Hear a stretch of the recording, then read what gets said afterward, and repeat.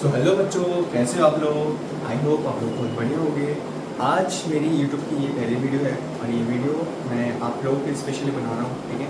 अगर मैं कुछ भी गलत करता हूँ तो आपको प्लीज़ मुझे बोलिएगा, ठीक है। सो आज हम क्लास 11 का जो माइक्रो इकोनॉमिक्स बुक है, माइक्रो इकोनॉमिक्स का चैप्टर 1 इंट्रोडक्शन में से हम एक टॉपिक करने वाले हैं जिसका नाम हमारे पास है PPC and PPF. PPC and PPF एक ऐसा टॉपिक है ना जिसमें कि हर एक बच्चों को ना कन्फ्यूजन होता है कि कैसे करना है, ग्राफ कैसे बनाना होता है, टेबल मैनेजमेंट कैसा होता है। तो आज मैं कोशिश करूँगा आप लोगों को इसको बहुत ही ईजी वे में बताने की। ओके, चलिए शुरू करते हैं। सो हमारे पास सबसे पहले लिखा है क्या है, पीपीसी एंड पीपीएफ। अच्छा, पीपीसी का हमारा फुल फॉर्म तो हम जान लेंगे, बट पीपीसी और पीपीएफ के ना कुछ और भी नाम होते हैं। जैसे एग्जाम्पल अगर मैं पीपीसी की बात करूँ तो पीपीसी का मतलब होता है प्रोडक्शन पॉसिबिलिटी कर्व, पीपीएफ का मतलब होता है प्रोडक्शन पॉसिबिलिटी फ्रंटियर, ठीक है। दोनों का मतलब ऑलमोस्ट सेम ही होता है, ठीक है। अगर सर इसका कोई और नाम, हाँ इसका और नाम भी है। इसके और कौन कौन से नाम है, एक होता है हमारे पास ट्रांसफॉर्मेशन बाउंड्री, एक होता है हमारे पास ट्रांसफॉर्मेशन कर्व, एक होता है हमारे पास ट्रांसफॉर्मेशन फ्रंटियर, एक होता है हमारे पास पीपीसी और एक होता है हमारे पास पीपीएफ, ठीक है। ये सारे इसके नाम है, एग्जाम में आते नहीं बट फॉर नॉलेज पर्पस आप लोग जान सकते हैं, ठीक है। चलिए, पीपीसी क्या होता है, देखो पीपीसी के नाम में ही हमारे पास बता रखा है कि पीपीसी होता क्या है। प्रोडक्शन, प्रोडक्शन मतलब क्या होता है, किसी भी चीज को बनाना। फिर क्या बोलते हैं, पॉसिबिलिटी, पॉसिबिलिटी मतलब होता है कि किसी भी चीज को कितने वेज में हम बना सकते हैं। अगर मेरे पास कोई भी रिसोर्स है, उस रिसोर्स को लेके मैं एक चीज को, एक कोई भी गुड को कितने तरह से बना सकता हूँ। यहाँ पे मैं बोलूंगा पॉसिबिलिटी मतलब होता है वेज, कि मेरे पास कितने रास्ते उसको बनाने का। और कर्व मतलब होता है कि जो हम अपने इस कर्व में दिखाएंगे, ठीक है। हमारे पास जैसे कर्व है, इस कर्व में पीपीसी किस तरह से लागू होता है इसको हम जब दिखाएंगे सब बोलते हैं कर्व। तो पीपीसी का मतलब क्या होता है, प्रोडक्शन पॉसिबिलिटी कर्व, एक ऐसा फॉर्मूला, एक ऐसा चीज जो हमें बताती है कि अगर हमारे पास कोई भी एक रिसोर्स होगा तो उस रिसोर्स से कैसे मैं अलग अलग गुड्स को बना सकता हूँ, ठीक है। इजी करते हैं, ठीक है। मान लीजिए आपके पास ना 1000 रुपए है, ठीक है। आपके पास 1000 रुपए और ये 1000 रुपए आपका रिसोर्स है, ठीक है। 1000 रुपए आपका क्या है, 1000 रुपए आपका रिसोर्स है, ठीक है। अब आप देखते हो कि आपकी कंपनी में ना कोई भी दो गुड बनाना है, कोई भी दो गुड, ठीक है। Example good A and good B, ठीक है। सो आपकी कंपनी में दो गुड्स बनाना है, ठीक है। और गुड का नाम क्या है, एक गुड का नाम है ए और एक गुड का नाम है बी, ठीक है। आप पहले क्या करोगे, सबसे पॉसिबल वे क्या हो सकता है कि आप ये जो 1000 रुपए है इसमें से 500 रुपए अपने गुड ए पे दोगे और बाकी जो 500 रुपए है वो आप किसको दोगे, बी को दोगे। ये पॉसिबल है, हर कोई करता है। 50-50 बांट लिया और 50-50 में काम कर लिया। लेकिन ऐसा भी तो हो सकता है ना कि आपने क्या किया, ए को 500 ना देके, ए को थोड़ा ज्यादा देके 700 दिया और बाकी जो बचे हुए 300 रुपए हैं वो आपने किसको दे दिया, बी को दे दिया। इसका मतलब क्या, देखो इसका मतलब ये कि मेरे पास जो 1000 रुपए है, ये जो 1000 रुपए रिसोर्स है, इस रिसोर्स से या तो मैं ए को 50% बना सकता हूँ और बी को भी 50% बना सकता हूँ, 50% बना सकता हूँ। या तो दूसरा मैं क्या कर सकता हूँ कि भाई ए में अगर मुझे ज्यादा इंटरेस्ट है और बी में अगर मुझे कम इंटरेस्ट है तो ए को मैं ज्यादा प्रोडक्शन करूंगा। इसका मतलब क्या, अब मैं ए को 70% बनाऊंगा, बी को मेरे अंदर कम इंटरेस्ट है, इसको मैं कम करके 30% पे ले आऊंगा। तो बोलने का मतलब है कि जब मेरे पास कोई रिसोर्स होगा और जब इसी रिसोर्स के साथ मैं अलग अलग कॉम्बिनेशन, जैसे ये तुम्हारा 50-50% कॉम्बिनेशन है, ये तुम्हारा 70-30% कॉम्बिनेशन है, अगर इसको मिटा दे, इसको मिटा कर मैं लिखूँ कि इसको 300 करते हैं, इसको 700 करते हैं, यहाँ पे तुम्हारा 30 और 70 कॉम्बिनेशन है। ये जो अलग अलग कॉम्बिनेशन है इसे हम बोलते हैं पीपीसी। अच्छा, क्या बोला है, it refer to the graphical representation, it refer to the graphical representation. भैया क्या इसका मतलब, इसका मतलब है कि हम जो अपने ग्राफ में शो करेंगे graphical representation of possible combinations. Combination मतलब क्या, ये कॉम्बिनेशन है 50-50% हो गया, 30-70% हो गया, 80-20% हो गया। सर क्या है, कॉम्बिनेशन से ए को मैं 30%, ए को मैं 80% बनाऊंगा और बी को मैं 20% बनाऊंगा। एक काम करते हैं, बी को हम 80% बनाएंगे और ए को हम 20% बनाएंगे। तो जब भी हमारे पास अलग अलग कॉम्बिनेशंस होंगे ऑफ टू गुड्स, ठीक है, ऑफ टू गुड्स, उसे हम क्या बोलेंगे, पीपीसी बोलेंगे, ठीक है। अच्छा, पीपीसी को मानने के लिए ना हमारे पास कुछ अजम्पशंस हो। अब अजम्पशंस क्यों भैया, देखिए ये ना कोई साइंस नहीं है, कोई मैथ नहीं है, यहाँ पे ना हर एक चीज एग्जिस्ट नहीं है, ठीक है। यहाँ पे हर एक चीज ना एग्जिस्ट नहीं होती, यहाँ पे हमें ना कुछ कुछ चीजें सोचना पड़ता है, इमेजिन करना पड़ता है। तो जब भी हम इकोनॉमिक्स पढ़ेंगे क्लास 11th में, क्लास 12th में ना, हम हमेशा ना कुछ कुछ चीजों का एज्यूम करके चलेंगे, ठीक है। तो इसके लिए हमें क्या एज्यूम करना पड़ेगा, सबसे पहली बात कि रिसोर्स आर फिक्स्ड। हमारे पास जो रिसोर्स है, जो 1000 रुपए है, ये फिक्स्ड है, ठीक है। इस 1000 को मैं 2000 नहीं कर सकता, इस 1000 को मैं 1100 नहीं कर सकता, इस 1000 को मैं 900-500 नहीं कर सकता। ये 1000 का 1000 हुआ, मतलब रिसोर्स फिक्स्ड है, ठीक है। फिर क्या बोला है, only 2 goods can be produce. हमेशा जब भी तुम किसी भी रिसोर्स के साथ गुड बनाओगे वो हमेशा 2 ही गुड बनना चाहिए, तीसरा कोई भी गुड नहीं आएगा। भैया क्यों नहीं आएगा, एग्जाम्पल मान लो कि तुम्हारे इस ग्राफ में यहाँ पे x यहाँ पे y, ठीक है। x में तुम गुड a के रखते हो, y में तुम गुड b के रखते हो। अगर तुम गुड c बनाते हो तो कहाँ पे रखोगे भाई? रखने की जगह है, रखने की जगह तो नहीं है ना। तो इसलिए बोला है कि only 2 goods can be produce, मतलब हमेशा 2 ही गुड प्रोड्यूस होंगे। फिर रिसोर्स आर फुल्ली यूटिलाइज्ड, जितने भी रिसोर्स हमारे पास है उसको फुल्ली यूटिलाइज करना है। जैसे एग्जांपल, अगर मेरे पास 1000 रुपए है तो 1000 रुपए को मुझे पूरा इस्तेमाल करना है, पूरा इस्तेमाल करना है। मैं ऐसा नहीं कर सकता। एग्जांपल मान लेते हैं, एग्जांपल मान लो कि तुम्हारे पास 1000 रुपए, तुमने बोला कि मैं ना ए को 500 रुपए तक बनाऊंगा और बी जो है इस बी को 300 रुपए तक बनाऊंगा और बचे हुए जो 200 रुपए है इससे मैं मौज करूंगा। ऐसा नहीं हो सकता। आपको बोला गया है अगर आपके पास जितना रिसोर्स है, अगर आपके पास 1000 रुपए है तो 1000 में से अगर 500 रुपए आप उसको दोगे तो 500 उसको देना पड़ेगा। मतलब जो रिसोर्स है उसको फुल यूटिलाइज करना पड़ेगा। आप बिना किसी रिसोर्स को घर पे जाके नहीं, मतलब उसको वैसे नहीं छोड़ सकते, ये गलत बात है, हमें अज्यूम करके चलो, ठीक है। फिर क्या बोला है? One increasing another decreasing. इसका मतलब क्या है? इसका मतलब ये है कि जब ए कांस्टेंट था, जब बी उसके बराबर था तब तो सही था, लेकिन जैसे मैंने ए को बढ़ाया, जैसे मैंने ए को बढ़ाया था बी कम गया था, ए को बढ़ाया बी कम गया ना, फिर मैंने क्या किया? ए को कम किया बी बढ़ गया। इसका मतलब क्या? अगर मैं किसी भी एक ग्रुप को बढ़ाऊंगा दूसरा ग्रुप कम हो जाएगा। इसका हम ग्राफ में जब करेंगे, हम इसका टेबल बनाएंगे तब मैं अच्छे समझा दूंगा, लेकिन बोलने का मतलब है कि जब भी किसी भी एक ग्रुप को हम बढ़ाएंगे तो दूसरा ग्रुप कम हो जाएगा, ठीक है। बिकॉज रिसोर्स सेम है, रिसोर्स अगर सेम है तो उसी रिसोर्स के साथ अगर एक चीज बढ़ाता हूँ तो दूसरा कम हो जाएगा, ठीक है। Last, technology are same. जैसे हमारे पास रिसोर्स आर फिक्स था वैसे ही हमारे पास टेक्नोलॉजी भी सेम होना चाहिए। मतलब वो टेक्नोलॉजी जो मैं ए के लिए इस्तेमाल कर रहा हूँ वही सेम टेक्नोलॉजी मैं बी के साथ भी इस्तेमाल करूंगा, वो मैंडेटरी है, ठीक है।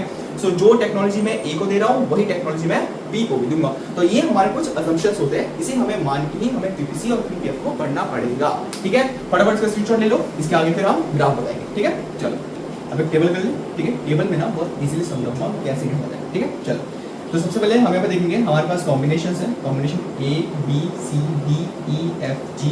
हमारे पास 2 गुड्स है, तुम्हारा जैम जो गुड नंबर ए है और ब्रेड जो गुड नंबर बी है, ठीक है। जैम का हमारे पास कुछ नंबर्स है, ब्रेड के हमारे पास कुछ नंबर्स है, ठीक है। अच्छा इनको बाद में देखेंगे, इनको बाद में समझेंगे क्या होता है क्या नहीं, पहले इसको देखेंगे, ठीक है। अच्छा सबसे पहले इतना मान लो कि हमारे पास जो रिसोर्स है, ठीक है, हमारे पास जो रिसोर्स है वो क्या है? फिक्स्ड है, ठीक है। हमने एजम्पशन लगाया था ना कि जो रिसोर्स है वो फिक्स्ड होगा, ठीक है। तो उसी रिसोर्स फिक्स्ड के साथ, ठीक है, जो फिक्स्ड रिसोर्स है उसी रिसोर्स के साथ हमने अलग अलग ना कॉम्बिनेशंस बनाए, ठीक है। क्या कॉम्बिनेशन? ढंग से देखो, ठीक है। अच्छा अगर तुम्हारी कंपनी में तुम अगर जैम बनाते हो और सारा का सारा रिसोर्स अगर तुम जैम पे लगाते हो तो तुम्हारा ब्रेड एक भी नहीं बनेगा, ठीक है। बहुत ईजी है, ठीक है। अगर तुम अपने कंपनी में जितना भी रिसोर्स है अगर वो सारा का सारा रिसोर्स तुम अगर जैम पे लगाते हो तो एक भी ब्रेड बनेगा ही नहीं। लेकिन अगर वहीं पे तुमने अगर सारे रिसोर्स में थोड़ा सा रिसोर्स ब्रेड के लिए बचाकर हमारे जैम के रिसोर्स को कम कर दिया, मतलब अगर तुम अपने कंपनी में जहाँ पे पहले 21 जैम बनाते थे अभी तुम वहीं पे 20 क्वांटिटी जैम बना रहे हो, एक बच गया ना, वो जो एक बच गया उस पैसों से तुमने एक ब्रेड बना लिया। फिर से तुमने क्या किया? कॉम्बिनेशन सी में तुमने देखा यार जैम में ना मजा नहीं आ रहा, जैम में यार बहुत मजा, मतलब जैम खा के पक चुके, जैम खाओगे किससे यार, ब्रेड तो नहीं है, जैम खाओ, मजा नहीं आ रहा, मतलब जैम खाने का कोई वही नहीं मिल रहा। तो तुमने क्या किया ना कि 20 से कम करके तुमने 18 कर दिया, फिर 18 से तुमने 15 कर दिया, 15 से फिर 11 कर दिया, 11 से 6 कर दिया, 6 से 0 कर दिया। वही पे तुम देखो कि जैसे जैसे तुम कम कर रहे थे, जैसे जैसे तुम यहाँ पे कम कर रहे थे वैसे वैसे ब्रेड का प्रोडक्शन बढ़ रहा था। मैंने क्या बोला था कि वन इंक्रीजिंग अनदर डिक्रीजिंग, जब एक बढ़ेगा तो दूसरा वाला क्या होगा भैया? दूसरा वाला कमेगा। तो सीधी सीधी बात है कि तुम्हारे पास जो फिक्स रिसोर्स है, जब फिक्स रिसोर्स के साथ तुम कोई भी चीजों को बनाओगे तो या तो तुम एक जगह पे पूरा पैसा लगाओगे, दूसरे पे लगाओगे ही नहीं, उससे थोड़ा सा कम नीचे लगाओगे, यहाँ पे थोड़ा लगाओगे, फिर थोड़ा कम करोगे, यहाँ पे लगाओगे, फिर यहाँ पे लगाओगे, फिर थोड़ा कम यहाँ पे करोगे, यहाँ पे लगाओगे, फिर यहाँ पे कम, यहाँ पे कम, यहाँ पे कम, यहाँ पे कम, धीरे धीरे इसको तुम एकदम 0 कर दोगे और इसको तुम फुल यूटिलाइज करोगे। अब बोला जाता है तुम अगर ढंग से देखोगे ना तो तुम देखो कि यहाँ पे ना हमारे जितना भी जैम का प्रोडक्शन है वो धीरे धीरे ना नीचे जा रहा है, लेकिन वहीं पे जितना हमारा जैम नीचे जा रहा था उतना ही हमारा ब्रेड जो है वो आगे बढ़ रहा है, राइट। जो हमारा जैम है इसका प्रोडक्शन धीरे धीरे कम हो रहा है, लेकिन वहीं पे ब्रेड का प्रोडक्शन धीरे धीरे बढ़ रहा है, ठीक है। ये जो एक कम होता है और दूसरा बढ़ता है, ये जो एक कम होना दूसरा बढ़ना, इसे क्या बोलते हैं? इसे ही बोलते हैं हमारे पास MOC। क्या बोलते हैं? MOC। इसका फुल फॉर्म होता है मार्जिनल अपॉर्चुनिटी कॉस्ट। इसका कोई दूसरा नाम? हाँ जी दूसरा नाम है भैया, इसको हम क्या बोलते हैं? MRT, marginal rate of transfer. ये होता क्या? देखो बहुत ऐसी, ठीक है। हमारा जो MOC है ना एमओसी का एक फॉर्मूला होता है, ठीक है। फॉर्मूला क्या है, delta sacrifice by delta gain, कि एक सेक्रीफाइस करने पर कितना मैंने गेन किया, ठीक है। एक सेक्रीफाइस करने पर मैंने कितना गेन किया। वहीं पे हमारा जो एमआरटी होता है ना, इसको हम रेशियो में लिखते हैं। किसमें लिखते हैं, इसको हम रेशियो में लिखते हैं, ठीक है। ऐसे डॉट लगा के रेशियो में लिखते हैं। आ जाओ देखते हैं, पहले इसको करते हैं फिर इसको करेंगे, ठीक है। सबसे पहले हम निकालें एमओसी, ठीक है।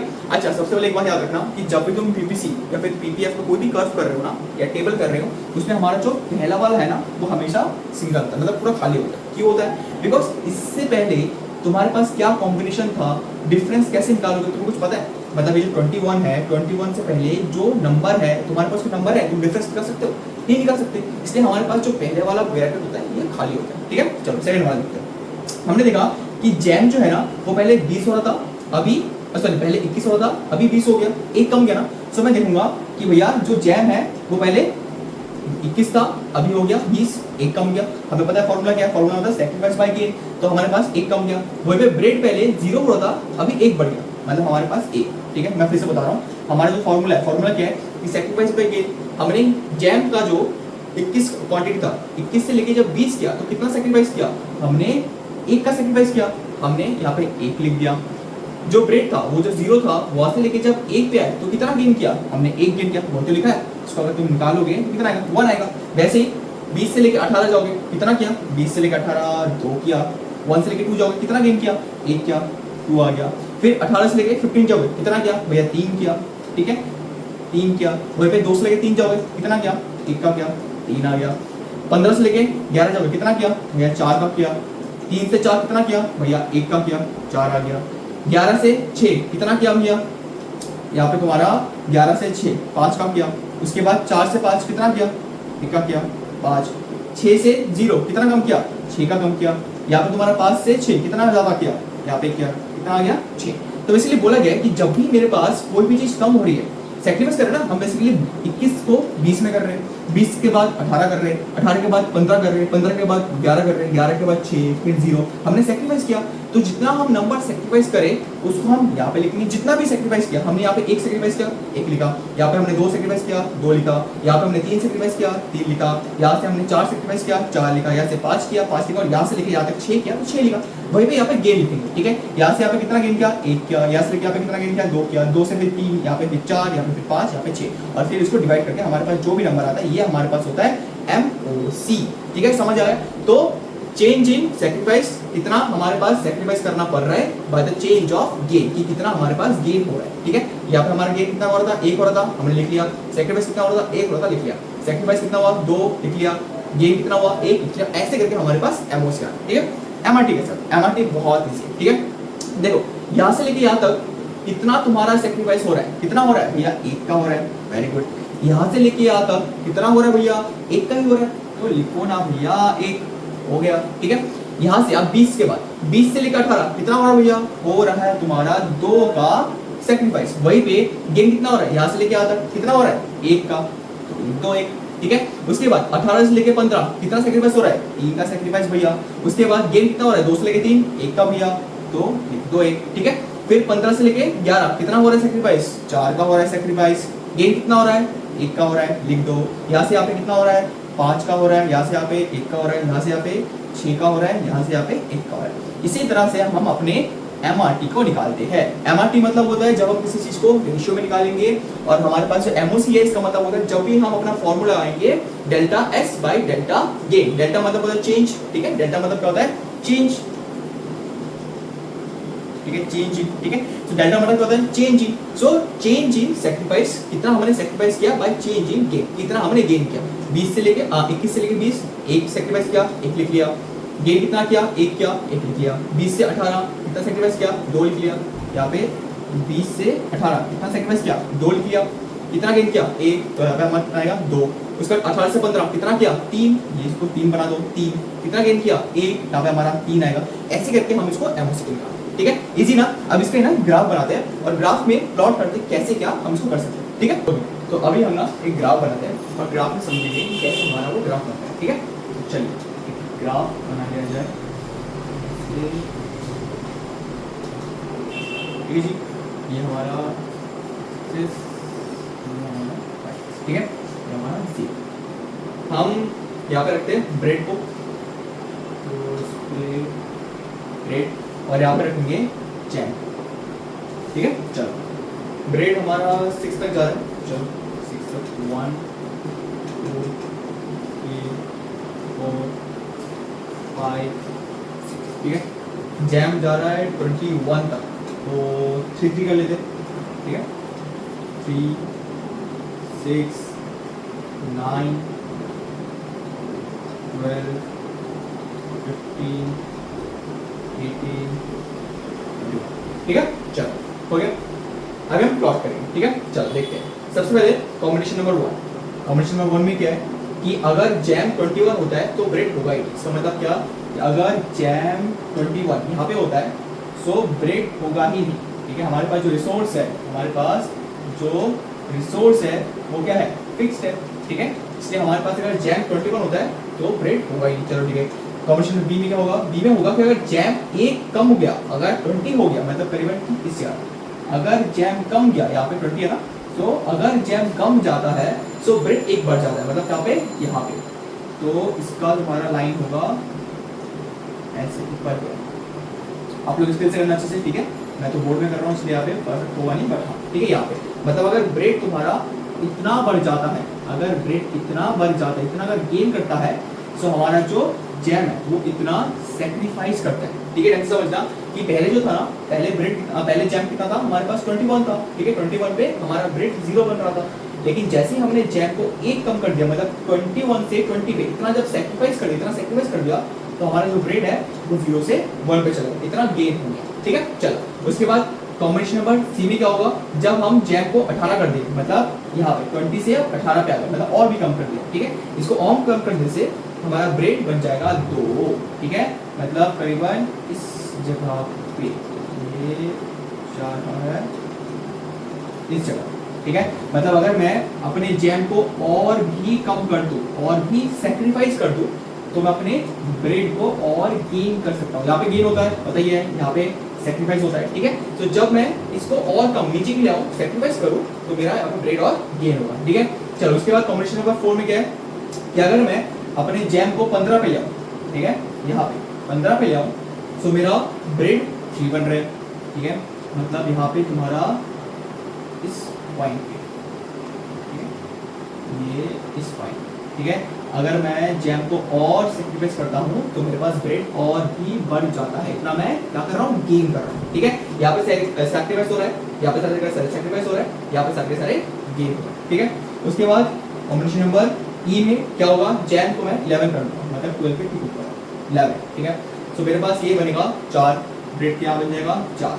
तो इसको यहाँ से लाएंगे और इसको ले जाएंगे यहाँ से, ठीक है, ये, ठीक है। तो अगर मैं जैम को और सेक्रीफाइस करता हूँ, तो मेरे पास ब्रेड इतना सारा गेन होगा, ठीक है। इतना क्या होगा, ये सारे गेन हो रहे हैं ना, ये सारा गेन होगा, ये सारा सेक्रीफाइस होगा, ठीक है।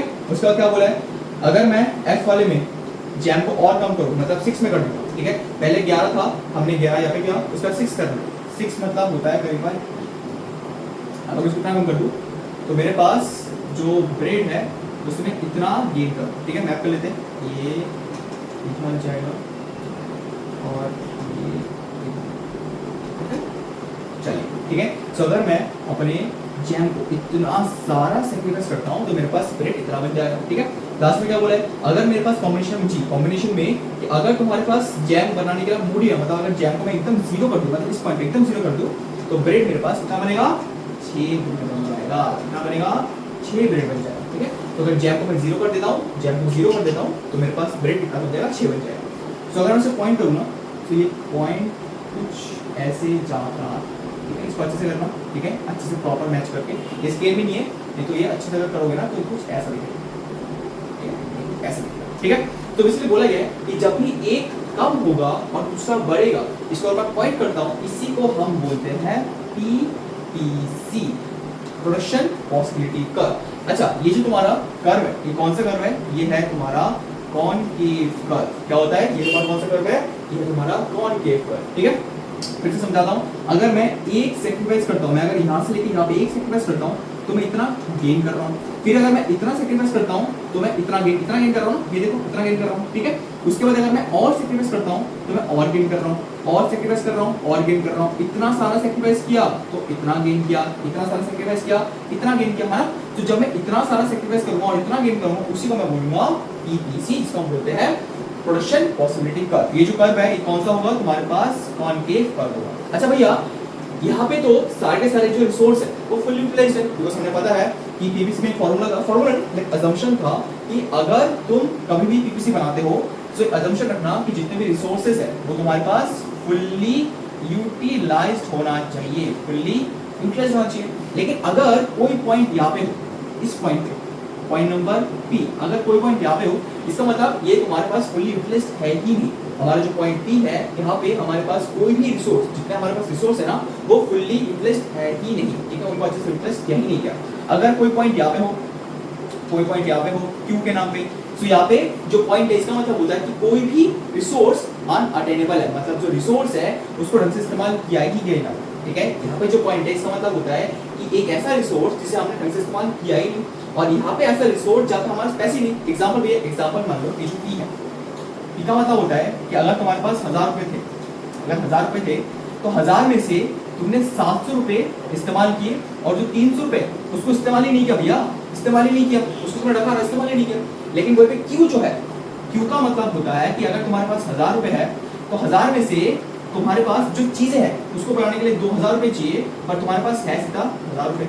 जो तुम गुड बनाओगे उसके लिए कितना चाहिए, 2000 रुपए चाहिए, और तुम्हारे पास है 1000 रुपए। तो ये अनअटेनेबल हुआ ना, कि तुम्हारे पास पैसे ही नहीं है, रिसोर्स ही नहीं है। सो यहाँ पे जो लाइन दिख रही हो ना, ये वाला लाइन, इस वाले लाइन को बोलते हैं कि फुल यूटिलाइज्ड। ये वाला लाइन क्या था, फुल यूटिलाइज्ड, ठीक है। मतलब यहाँ पे जितने भी हमारे पास रिसोर्स है वो सारे यूटिलाइज्ड है। लेकिन अगर मैं कोई भी पॉइंट ई बनाता हूँ, मतलब इस पूरे ग्राफ के बीच में बनाता हूँ, तो ये वाला पॉइंट क्या होगा कि भाई मेरे पास 1000 रुपए थे, मैंने 700 रुपए इस्तेमाल किए और 300 रुपए इस्तेमाल मैंने किए ही, जिसको मैं घर लेके चला गया। ये वाला तुम्हारा होगा क्या, कोई पीपीसी बनता ही नहीं, ठीक है। लेकिन वहीं पे अगर ये वाला लाइन देखोगे तो क्यू जो है, क्यू का मतलब क्या है कि तुम्हारे पास 1000 रुपए थे, 1000 में से तुम्हें गुड बनाने के लिए 2000 चाहिए, लेकिन तुम्हारे पास 1000 है तो तुम बना ही नहीं पाओगे ना, तुम बना ही नहीं पाओगे। इसका क्या बोलेंगे, अनअटेनेबल बोलेंगे, ठीक है जी। चलिए इसका आगे हमारा ना यहाँ पे कुछ प्रॉपर्टीज है, ठीक है, फटाफट इनको प्रॉपर्टीज सीख लेते हैं आज।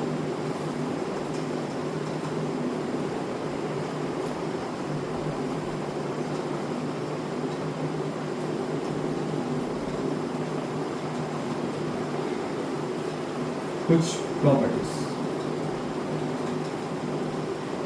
ठीक है। क्या प्रॉपर्टीज, सबसे पहले प्रॉपर्टी लिखते हैं कि हमारा जो पीपीसी है, हमारा जो पीपीसी है वो क्या है, डाउनवर्ड, क्या है, डाउनवर्ड है। मेरा जो पीपीसी है वो धीरे धीरे डाउनवर्ड जा रहा है। भैया हमारा जो पीपीसी है वो डाउनवर्ड है। अच्छा भैया डाउनवर्ड क्यों है, ये अपवर्ड क्यों है, डाउनवर्ड क्यों है। डाउनवर्ड इसलिए है क्योंकि हमारा जो रिलेशन है, हमारा जो गुड्स का रिलेशन है वो तुम्हारा क्या है, इनवर्स है, ठीक है। क्या है, इनवर्स। इसका मतलब क्या, इसका मतलब ये है कि जब भी कोई भी गुड कम होता है, जब भी कोई भी गुड, अगर एक गुड बढ़ रहा है और दूसरा गुड कम हो रहा है, जब भी कोई भी गुड बढ़ता है और दूसरा जब कम होता है, इसका मतलब क्या, ऑपोजिट है। तो जब भी हमारे पास जो रिलेशन है अगर वो ऑपोजिट होगा तो हमारा पीपीसी हमेशा डाउनवर्ड जाएगा, हमारा पीपीसी हमेशा डाउनवर्ड जाएगा। अच्छा भैया ये कभी अपवर्ड भी जा सकता है, हाँ जा सकता है, क्यों नहीं जा सकता। अगर तुम्हारा पीपीसी डायरेक्ट रिलेशन में, अगर तुम्हारा पीपीसी डायरेक्ट रिलेशन में हो, ठीक है, अगर पीपीसी डायरेक्ट रिलेशन में हो तो वहाँ पे तुम्हारा जो कर्व है वो तुम्हारा अपवर्ड जाए, ठीक है। लेकिन हालांकि ये तुम्हारा सिलेबस में नहीं है, ये जानने की जरूरत भी नहीं है फिलहाल तो, लेकिन इतना जान लो कि पीपीसी जो है, जो पीपीसी है वो डाउनवर्ड क्यों है, डाउनवर्ड इसलिए बिकॉज हमारे गुड्स एक दूसरे से ऑपोजिट है, इनवर्स है, कि एक कमेगा दूसरा बढ़ेगा, उसको कमेगा ये बढ़ेगा, तो इनवर्स होने के कारण से डाउनवर्ड हो जाता है। दूसरा प्रॉपर्टी लिख देते हैं। दूसरा क्या है कि हमारे पास जो कर्व है वो क्या है, कॉनकेव है, ठीक है। क्या है, कॉनकेव है। भैया कर्व कॉनकेव क्यों हुआ, कॉनकेव इसलिए हुआ बिकॉज हमारे पास जो एमओसी है तो एमआरटी है वो इंक्रीजिंग का, तो जब भी हमारे पास एमओसी है एमआरटी इंक्रीजिंग होगा तो हमारे पास जो कर्व है वो कॉनकेव आएगा। हमने पढ़ा था ना, हमने थोड़ी देर पहले देखा भी था कि जो एमओसी था वो धीरे धीरे बढ़ रहा है, जो हमारे पास एमआरटी है वो भी धीरे धीरे बढ़ रहा है, तो जब भी हमारे पास एमओसी है एमआरटी बढ़ेगा तो अब हमारा कर्व कॉनकेव होगा, ठीक है। चलो ये हमारे पास प्रॉपर्टी था। अच्छा और एक बात कि भैया कॉनकेव के बदले कॉन्वेक्स हो सकता है, हाँ हो सकता है, क्यों नहीं हो सकता। अच्छा मैं तुम्हें तीन चीज बताऊंगा, ठीक है। एग्जाम्पल, यहाँ पे एक ग्राफ है, यहाँ पे एक ग्राफ है और यहाँ पे y ग्राफ, ठीक है। हमारा जो कर्व है वो कॉन्केव होगा, कब होगा, जब हमारा जो एमओसी है, हमारा जो एमओसी है वो जब इंक्रीजिंग होगा तो हमारा कर्व कॉन्केव होगा, जो यहाँ पे देखो, ठीक है। अगर कर्व कॉन्वेक्स होता है, अगर कर्व कॉन्वेक्स होता है तो हमारा जो एमओसी है, जो एमओसी है वो डिक्रीजिंग होगा। मतलब अगर हमारे पास जो एमओसी अगर वो डिक्रीज होगा, डिक्रीज होता है तो वहाँ पे हमारा जो कर्व हो कॉन्वेक्स हो जाएगा। आगे वाले चैप्टर पढ़ोगे। लेकिन अगर कर्व कॉन्वेक्स है तो मतलब एमओसी डिक्रीजिंग है, कॉन्केव है मतलब एमओसी इंक्रीजिंग। लास्ट, हमारा अगर कर्व स्ट्रेट आता है, अगर स्ट्रेट आता है तो क्या होता है भैया, अगर कर्व स्ट्रेट आता है तो हमारे पास जो एमओसी है वो कांस्टेंट है। कांस्टेंट मतलब क्या, कि यहाँ पे एक है तो यहाँ पे मतलब एक, यहाँ पे दो है, यहाँ पे भी सॉरी यहाँ पे दो, ठीक है, यहाँ पे तीन है, यहाँ पे तीन, यहाँ पे चार है, यहाँ पे चार। मतलब अगर तुम्हारे पास एमओसी कांस्टेंट है इसका मतलब क्या, कि हमारा जो कॉम्बिनेशंस है वो इक्वल होगा, एक एक, दो दो, तीन तीन, चार चार, ऐसे करके, ठीक है। तो हमारे पास क्या है कि अगर भाई पीपीसी डाउनवर्ड है तो क्यू है, बिकॉज वो इनवर्स रिलेशन में है। डायरेक्ट होता तो अपवर्ड होता, बट डायरेक्ट यहाँ पे है नहीं तो यहाँ पे डाउनवर्ड है। सेकंड, कर्व कॉन्वेक्स कॉन्केव है, क्यों है, बिकॉज ये हमारे एमओसी को इंक्रीज कर रहा है। उसके बाद एमओसी इंक्रीजिंग होगा तो कॉन्केव होगा, एमओसी डिक्रीजिंग होगा तो कॉन्वेक्स होगा, ठीक है, कॉन्वेक्स होगा, ठीक है। और स्ट्रेट है तो हमारे पास एमओसी कांस्टेंट है, ठीक है, एमओसी कांस्टेंट है, ठीक है। अच्छा, और प्रॉपर्टी लिख लो, इसका फटाफट देख लो और स्क्रीनशॉट ले लो, इसका और प्रॉपर्टी हो गया। चलो, और एक प्रॉपर्टी,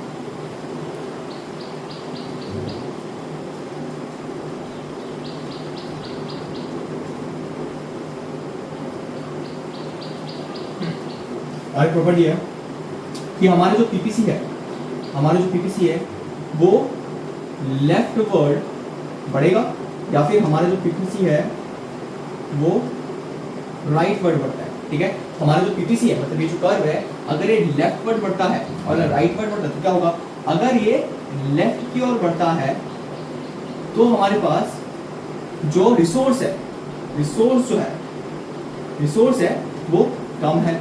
अगर वो राइटवर्ड बढ़ता है, अगर हमारा पीपीसी राइट की ओर बढ़ रहा है तो हमारा जो रिसोर्स है, हमारा जो रिसोर्स है वो ज्यादा है। सो अगर पीपीसी जो है, पीपीसी का जो कर्व है, जो हमारा ये वाला कर्व है, अगर ये वाला कर्व शिफ्ट हो जाए, आगे की ओर शिफ्ट हो जाए, आगे की ओर शिफ्ट हो जाए तो रिसोर्स बहुत ज्यादा है, रिसोर्स क्या है बहुत ज्यादा है। अगर हमारे पास जो पीपीसी अगर वो लेफ्ट की ओर शिफ्ट हो जाए, अगर हमारे पास जो पीपीसी है वो अगर लेफ्ट की ओर शिफ्ट हो जाए तो हमारे पास रिसोर्स बहुत कम है। सो लेफ्ट की तरफ जाएगा रिसोर्स कम होगा, लेफ्ट की ओर जा रहा है, इधर जा रहा है लेफ्ट की ओर तो रिसोर्स कम हो जाएगा, ये वाला रिसोर्स कम है। अगर राइट की ओर जा रहा है, अगर ऊपर राइट की ओर इधर को जा रहा है, इधर को जा रहा है तो हमारे पास रिसोर्स बहुत ज्यादा हो जाएगा, ठीक है। तो हमारे पास तीन प्रॉपर्टीज होती है और इसके बाद हमारे पास चैप्टर हो गया खत्म, ठीक है। तो ये था हमारे पास पूरा पीपीसी का कर्व हो गया, पीपीसी का टेबल हो गया, पीपीसी का मतलब हो गया। मैंने बता दिया कि भाई स्ट्रेट कब होता है, कॉन्केव कब होता है, कॉन्वेक्स कब होता है, डाउनवर्ड क्यों है, अपवर्ड क्यों नहीं होता, ये सारा चीज हमारे पीपीसी के अंदर है, ठीक है। ये फटाफट देखो और देखने के बाद स्क्रीनशॉट लो। चलो, तो यहाँ पे हमारा पीपीसी कंप्लीट होता है और ये पीपीसी वाला टॉपिक हो गया समाप्ति, ठीक है। अब आप लोग मुझे बताना कि आपको जो मैंने पढ़ाया आपको समझ आया कि नहीं। अगर आपको कुछ भी नहीं समझ आया तो आप मुझे बोल सकते हो कमेंट में, ठीक है। और आपको अगर फर्दर ऐसी कुछ वीडियोस चाहिए, अगर आपको लग रहा है कि नहीं आपको मेरा पढ़ा वो समझ आ रहा है या फिर मुझे और बेटरमेंट करना चाहिए तो आप लोग मुझे कमेंट करिएगा, मुझे बताइएगा। और अगर आपको ये वीडियो पसंद आई तो प्लीज़ आप मुझे बताइए कि आगे मैं कोई और नेक्स्ट टॉपिक पे वीडियो लाऊं कि नहीं, और इसी तरह से मुझे सपोर्ट करें, ठीक है बच्चों। तो पढ़ते रहो, all the best for your class 11, ठीक है।